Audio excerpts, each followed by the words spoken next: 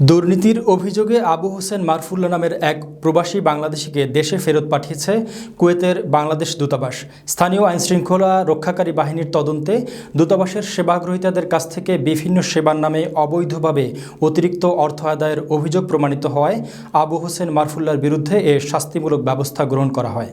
Kuwait প্রতিনিধি লুৎফর রহমান জানান, বৃহস্পতিবার বাংলাদেশ দূতাবাসের অফিসিয়াল ফেসবুক পেজে প্রকাশিত এক বিজ্ঞপ্তিতে দূতাবাসের কাউন্সিলর ও দূতালয় প্রধান মোহাম্মদ মনিরুজ্জামান এ তথ্য নিশ্চিত করেছেন। বিজ্ঞপ্তিতে জানানো হয়, দীর্ঘদিন ধরে আবু হোসেন মারফুল্লাহ কুয়েতে বাংলাদেশ দূতাবাসে আসা সাধারণ সেবাগ্রহীতাদের বিভিন্ন কাজ দ্রুত করে দেওয়ার প্রলোভন দেখিয়ে অনৈতিক উপায়ে অতিরিক্ত অর্থ আদায় করতেন।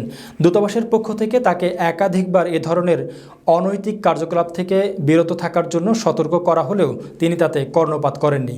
প্রবাসীদের সেবা নিশ্চিত করার লক্ষ্যে এবং দূতাবাসের ভাবমূর্তি অক্ষুণ্ণ রাখার জন্য দূতাবাস কর্তৃপক্ষ এ বিষয়ে কঠোর পদক্ষেপ নেওয়ার সিদ্ধান্ত নেয়।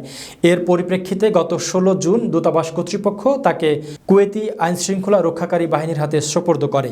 তদন্তে আবু হোসেন মারফুল্লাহর বিরুদ্ধে নানা অভিযোগ প্রমাণিত হয়। সকল আইনি প্রক্রিয়া সম্পন্ন হওয়ার পর 12 জুলাই তাকে কুয়েত থেকে স্থায়ীভাবে বাংলাদেশে ফেরত পাঠানো হয়েছে।